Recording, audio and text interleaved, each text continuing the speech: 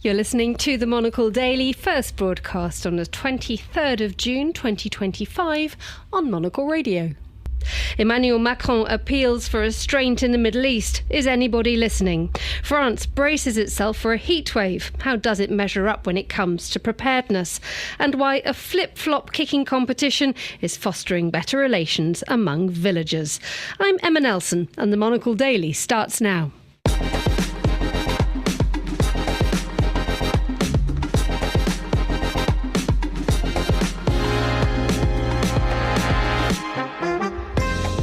Hello, bonjour, and a very warm welcome to the Monocle Daily. We're coming to you from our studios here at Studio 5, no less, in Rue Bachaumont in Paris. I'm Emma Nelson, and we'll also be looking at the departure of the CEO of Prada and find out why, if you're French, you're saying non to a career in management. My guests, Simon Cooper, Anne-Elisabeth Moutet and Adrien Garcia, will discuss the day's big stories. So stay tuned. That's all coming up live on the Monocle Daily from Paris.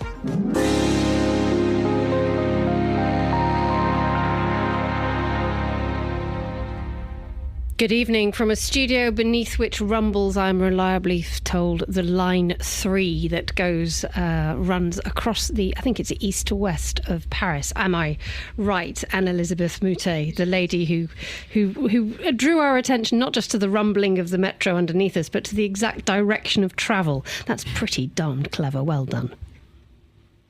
I used to live in this neighbourhood. Oh, did you? So yes. So there is that thing. Everybody the metro is not very deep, is it? So everybody knows.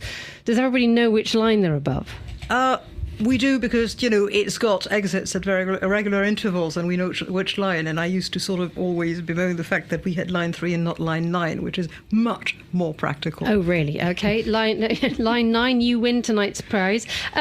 Simon Cooper, how's life with you? The last time we sort of properly spent time together was during the Olympics last year, when you had finished one book upon Paris, and a moment ago I said, how are you doing? You said, just finished another one. This is prolific on legs. What's the latest one? Congratulations.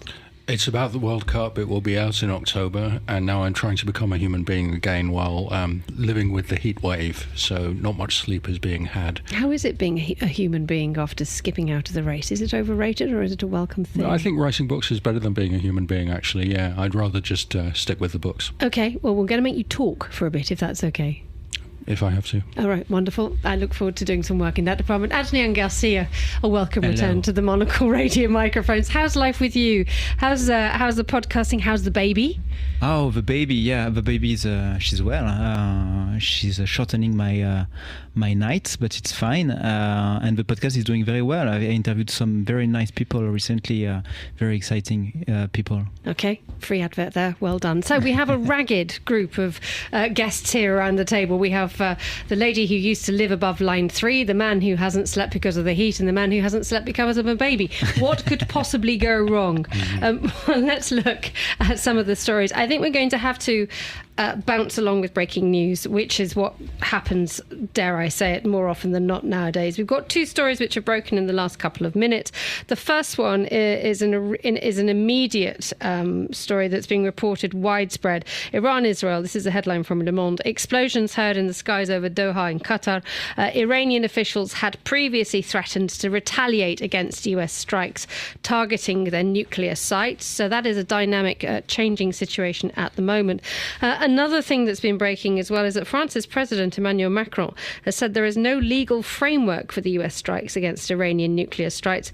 Emmanuel Macron said, if we can consider that there is legitimacy in neutralising nuclear structures in Iran, given our objectives, there is no legal framework. So we have 2 very big developments happening recently. Simon, can I come to you? Because you mentioned the fact that Qatar, it is no coincidence that there is a possibility of explosions heard in the sky, given the fact that Tehran had said it would target US military locations in the Middle East as a direct retaliation as to what happened at the weekend. And Qatar is the location for a very big military base, isn't it? Yes, I believe the largest in the Gulf or even in the Middle East. And Qatar is in this terrible physical situation because it's extraordinarily rich, but is a tiny country stuck between Iran and Saudi Arabia. So it lives in this state of constant fear. So it was very keen to have a US military base. That base is now attracting Iran's attention, I guess, because Iran is not able to hit either the US or Israel. Qatar is right next door. And indeed, the information that's coming out of Qatar is that it's temporarily closed its airspace. US and UK citizens have been told to shelter in a place until further notice. I mean, and Elizabeth, when we look at this, it does look like an event on Saturday night which we knew was going to have profound repercussions. They're being felt regionally already. They are, because it really changes a great deal of the balance in the Middle East. Qatar had an uneasy relationship with Iran, but close ties. Qatar, as we also know, sheltered and left the leaders of Hamas living in Doha in great luxury, and basically letting them do more or less what they wanted. They now were assassinated, but not in Qatar, and it's very interesting because Qatar was also quietly an intermediary between the Israelis and some Arabs, with the head of the Secret Service of Israel, for instance, visiting regularly the Emir of Qatar. So it's a country that has essentially tried to keep the balance by operating. It's well known for its generosity to various Western politicians and probably others. So it's a small place with probably the ambition to be left alone, but that is helped by huge amounts of money. And just coming back to you, Simon, on the international repercussions of this, UK and US citizens told to shelter. No reports. I mean, looking at Le Monde and Le Figaro, there's no direct request to the French, but the fact is now that the UK has been dragged into this. The Europeans are desperately trying not to be dragged into a war of which they wanted no part, and none of them have expressed support for the US and Israeli attacks. And France also has history of being hit by Iranian-backed terrorism. In the 1980s, Hezbollah, then already backed by the Iranian regime, did some terrible terrorist attacks on France. And I think France is the Europeans have no power in this whole thing. Nobody cares what we think, but the Europeans are very keen to make it clear to Iran, we are not against you in this war. We're keeping out of it. Please don't hurt us. How much is there a collective memory about the Hezbollah attacks in France 4 or 5 decades ago? Have we moved on? Huge memory, because Hezbollah was behind the destruction of a large structure where US Marines were in Beirut in 1983, but also 54 French paratroopers in a building in Beirut called the Drakkar. And there is a memory of all those coffins coming back to Paris and having a funeral in but they also attacked Paris a couple of times in the mid-80s. And they hit in France. Yeah. And they were behind the assassination of Ambassador Louis de Lamare at about the same period. He was the ambassador, I forget whether he was the ambassador to Syria or Lebanon, but the action was Hezbollah. So the French are extremely familiar with what can go terribly, terribly wrong. So the wording, therefore, this afternoon, Simon, of Emmanuel Macron talking about the legal framework for the US strikes against Iranian nuclear sites. What's been quite interesting, and we mentioned this on the briefing today, is that when the US struck the targets in Iran, the first thing that Iran said was, this is breaking international law. Yeah, even Hamas said that, actually. They're breaking, the values were being brought straight into the discourse. What we have now is Emmanuel Macron not coming down in support or against what happened, but actually questioning things from the objective legal point of view. What does that suggest about what Macron's trying to do? He's distancing himself, and it's also a hark back to the era of sort of pre-2000, when there were such things as there was international law and you were supposed to at least to pretend to respect it. And so when the US invades Iraq in 1990, they get a UN resolution. It's all legal under international law. In 2003, that's over. So this century, we've lived without international norms. The Europeans, not having much in the way of armies, would love to go back to that era. Fat chance. And the issue is now that fat chance will be able to go back to any stability. I think Le Monde was also saying today that, and Elizabeth, that Israel's now a destabilising element in the Middle East. I mean, when Macron threw out a warning earlier on saying, please, everybody being restrained, how many people was he actually talking to? Who is he talking to? Well, not many, but you can even argue that he is obviously talking at the German Chancellor Friedrich Merz, because Merz said the Israelis and the Americans are doing God's work. He didn't say exactly God's work, but he's saying it is the work that ought to be done. They're doing our dirty work, he said. Yeah. Yeah. He the dirty work for us. Yeah. So there is even within the European Union there are divergences of opinion. Let's put it this way.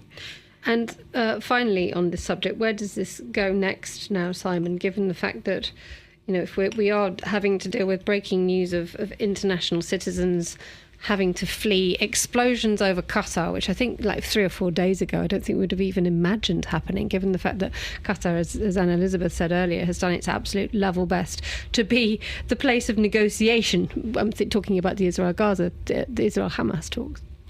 Look, you have 3 countries with each of them a huge number of international entanglements: the US, Israel, Iran.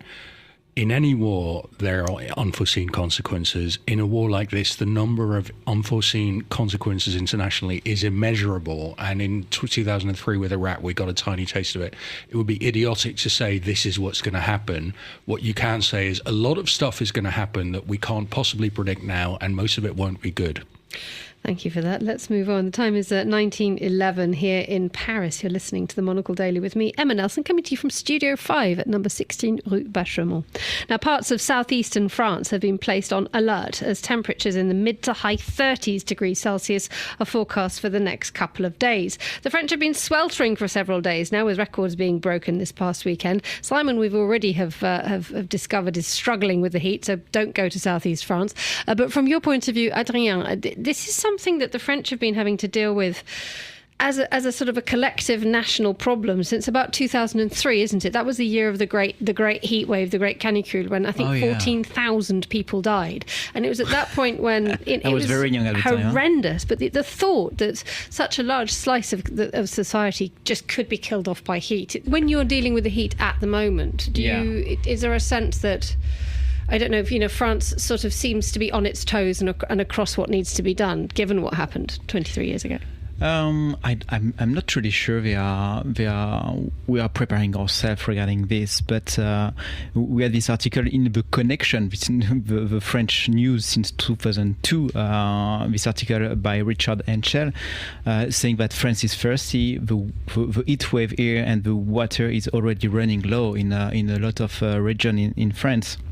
And he's talking about the Pyrénées-Orientales, 4 years of drought, garden houses off, pools banned, well under watch. In Brittany as well, in Vendée, in Loire-Atlantique, same story. Dry river, tight restriction. Some town are now in drinking water emergency. And yes, emergency in France for water, and it's only June. So what we do? What are the tips to save water? Shorter showers, no garden sprinklers, reuse water when you can. Every drop counts, literally. Absolutely, and this is, something it's quite hard to use a garden sprinkler if you're sitting in the second arrondissement in Paris. But that idea that, Anne Elizabeth or Simon, who wants to go first on this idea of that moment in 2003, which defined the French response to a natural event, which led to almost 15,000 people dying. It became a political crisis at the time because it happened during the summer month, and the French go on holiday almost a month around the summer month, and many ministers were out of Paris, and there was a feeling of abandonment, which, especially in the case of all people who were left, one journalist wrote they were literally left to cook in their uninsulated attics. How do you count the death? And you sort of count the normal rate of death over a period, and you look at the excess numbers, and that's what happened. And France is a country that historically has got, and even before sort of full green policies, it was against air conditioning because it was not French. It was not something you did. There's a kind of sort of inchoate but very strong feeling against air conditioning. It was very obvious that for all people, for instance, the difference between life and death was literally the fact that they couldn't cool down and their organs were too heated up. The number of deaths in hospitals because they came too late, the fact that even few shops, except the food shops, had air conditioning. People could not shelter. The result was, of course, a sort of national inquiry. There was, several ministers are still sort of, or were still recently answering legal cases against them. And there was this feeling of failure. And since then, it hasn't changed that much, except that you get all this advice, drink a lot and stay in the shade, which is slightly stupid because you have contradictory injunctions. The Greens say, do not touch air conditioning. The doctors say you need air conditioning. All sorts of old, grandmother's recipes is put a wet towel in front of your fan and it will be Yes, I saw that yesterday. Grandma's got the towels back out. It was just like, goodness me. It is very strange. We're still not accepting the situation that it's getting warmer and it will happen more and more often. Adrian, you're but nodding. It's a political case. You're nodding at that idea of the contradictory instructions given to citizens is that. And do not use water, but you have to drink a lot. Yes, don't use water. That's true. But I don't know why the city house doesn't plant more trees. I mean, I'm living next to Les Buttes-Chaumont, and you can see the difference, feel the difference. Wherever it's trees, I mean, the temperature is much cooler. Now I've got two babies at home. I've got a small air conditioning, and it's so good. It's not good. Don't tell the Green Party. They're coming around. We're not going to give Adrian's address out, but it is that funny thing. And I'd imagine with small children, you'll have quite a lot of muslin to sort of cool yourself down with. Simon, I mean, it's in 2022 when they last had record-breaking temperatures here in France, and by all accounts, several thousand people died then. I think it's nearly 5,000 people died in 2022, which some commentators have said, well, look, it is not as bad as what happened in 2003, but it is perhaps a suggestion that either people are not adapting or that there are only limits. There are, dare I say, limits to how much people can adapt to an extraordinarily high temperature. I mean, both those things are true. They have improved the situation a lot. And because temperatures keep rising, deaths have continued, albeit we've never had as bad a year as 2003. So there are now subsidies. I see it in the building where I work. One of the big problems in Paris is most buildings have zinc roofs which trap the heat, and as Anne-Elisabeth says, if you're on the 6th floor, 7th floor in the chambre de bonne, the maid's room, that's where heat can get lethal. So you need to insulate in a new way. There are subsidies for that. The thing about air conditioning is it solves the individual problem, makes the collective problem worse, because air conditioning, if everybody has it in a city like New York, it increases the ambient temperature of the city.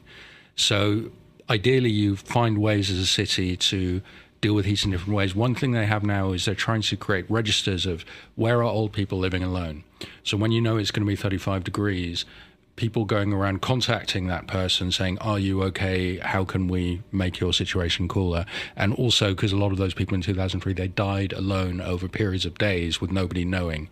So it's got better, but the world has got worse. I've also heard that people are now going into work earlier during the day. That whole question of working from home suddenly becomes an absolute non-starter when you realise that there's an enormous air conditioning system in your office. The other thing is that they just opened an urban forest literally in front of the Hôtel de Ville. Forest is a grand word. I was there on Saturday when they opened it, and it's some small trees for now across much of the... In pots, well, you have to plant them in pots, I think, at the beginning before they take across a lot of the previously concrete space.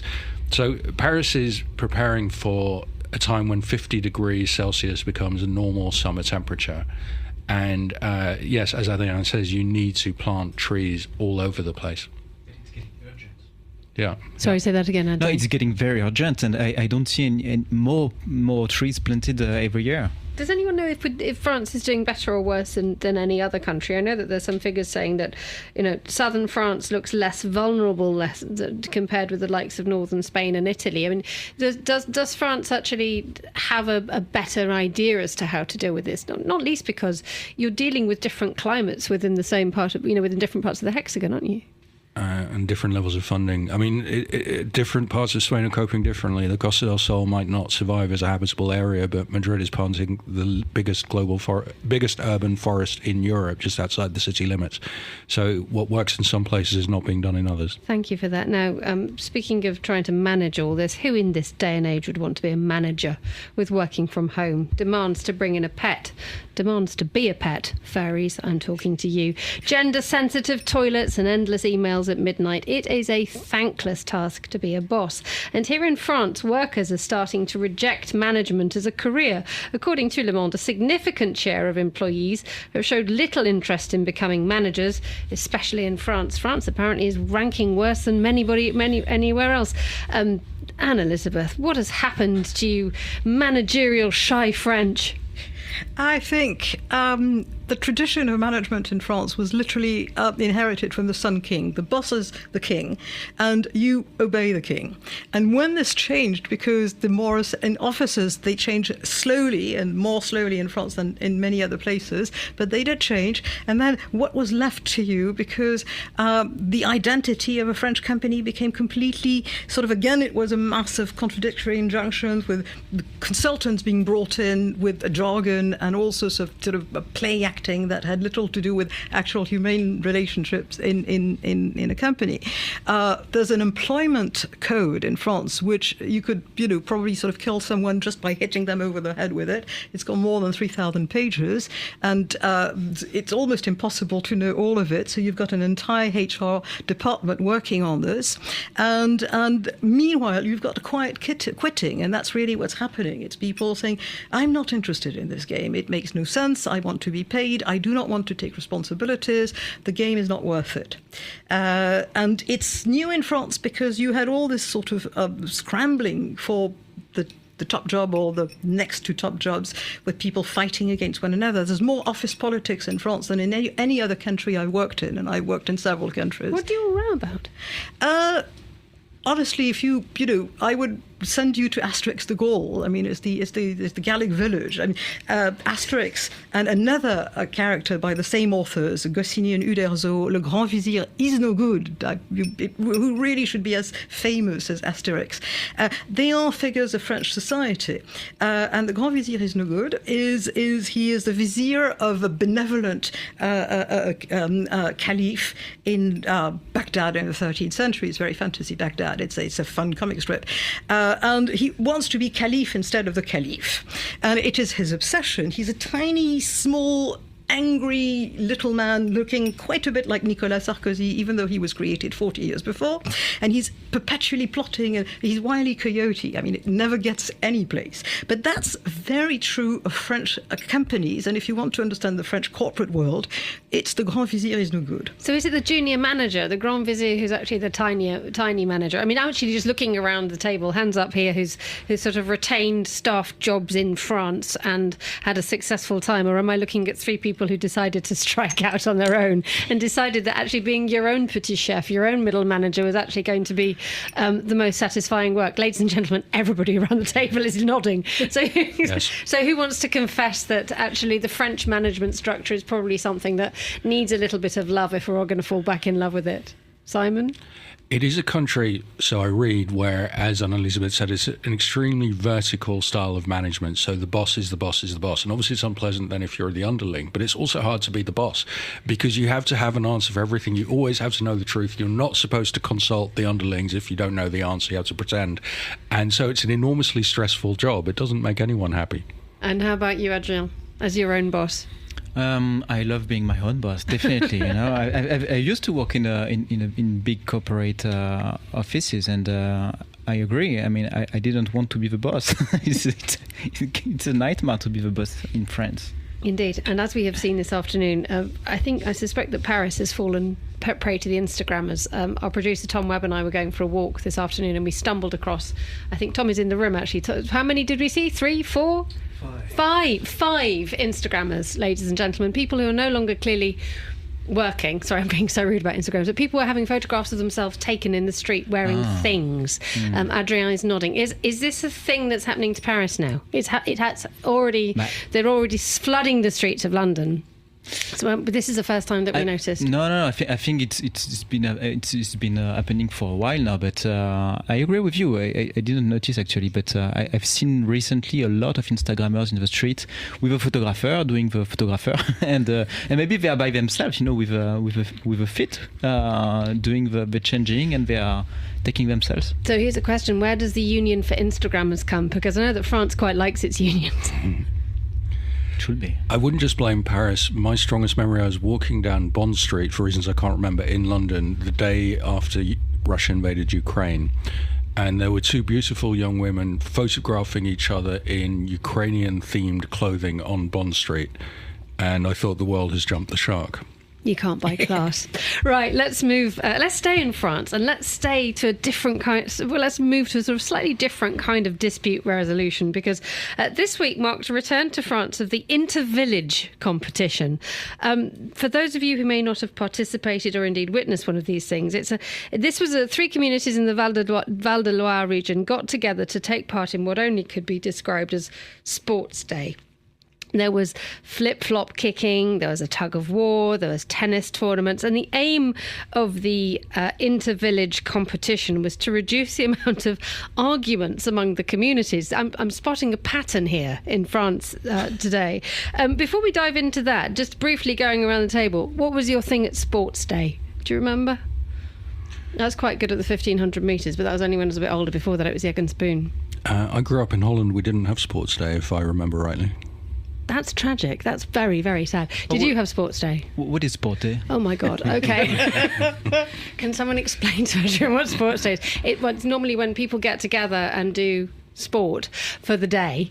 Children at school. Children at school. Children at school. And they have not necessarily terribly, they might have a bit of javelin, but if you're under 10, that might have its risks. So what they tend to do is have things like you tie your leg to your neighbour's leg and then you try and run a race. That's called the three-legged race. Or you jump in a sack. I see. And that's called a sack race.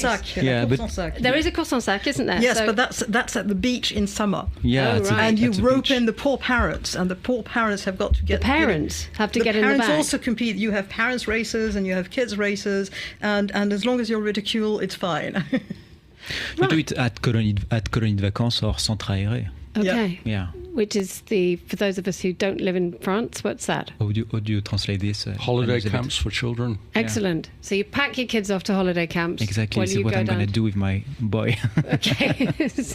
Junior Garcia, you've just turned out. Anyway, so this is all happening in 3 villages in the Loire. And oh, sorry, yes, I didn't ask you, Anna Elizabeth. Okay, you said inter-village, but actually for a long time there was an extremely successful, and I'm talking TV 30 show, years ago, yeah. Interville. Right, Interville is a very long time ago. It was an immensely popular emission on the program on French television, and you basically had 2 villages, and they competed in all sorts of things, and they sometimes brought in cows into it, and les vachettes, yes. and they brought in all sorts of things, and there was an element of the game, and tying your leg, but there was also sort of sports competition, and it became, I won't say bloody, but certainly people felt it was very serious.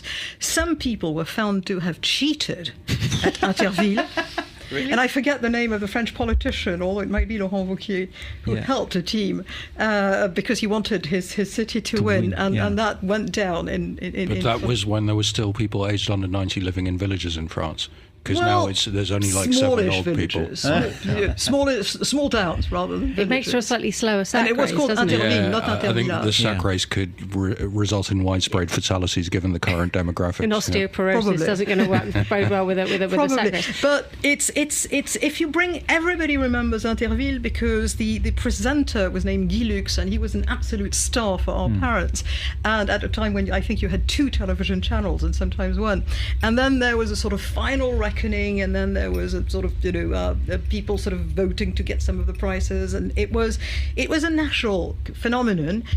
And there's a kind of elegiac view to this in France, as this is when we had black and white television and things were better. They were not necessarily better, but it was the time when I was young and enjoying things. That's the reason. I don't even dare ask about what you did with the cows. I'm going to ask, what happened to the cow?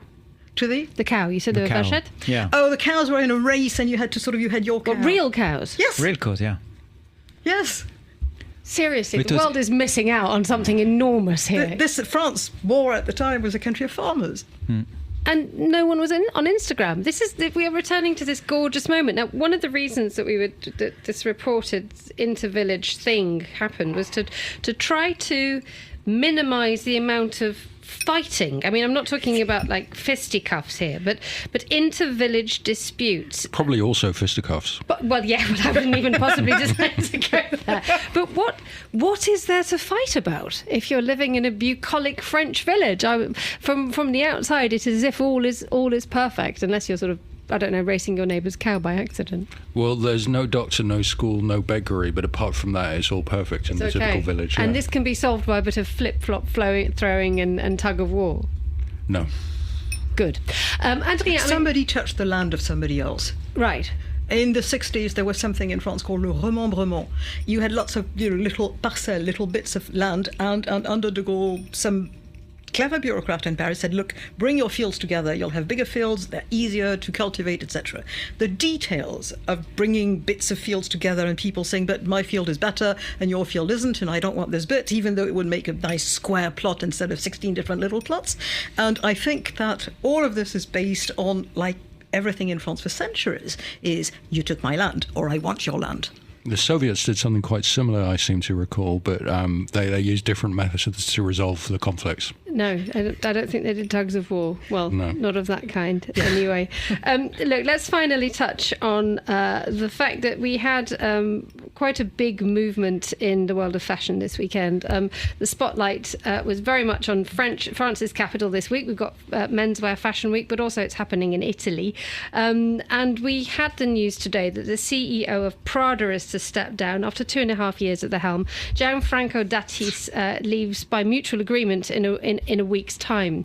The reaction to that, as we head into Paris Fashion Week this week, the idea that there are huge changes at the top of great Italian names. Elizabeth, do you want to take that one? I would say that Prada is still privately owned by the Prada family, and that if somebody stays in their job 2.5 years, obviously the family was not happy with that person, whatever they say officially. So there's a kind of, how did you manage my vision is probably what it's all about. Probably how did you manage my village?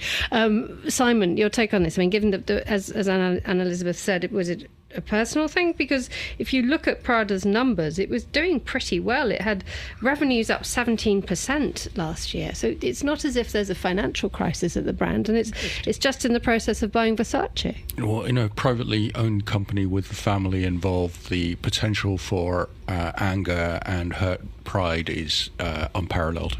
So you probably need an investigative reporter to dig deep in that. We shall do, or they could all go and resolve it in an inter-village feud. Yeah. Feud.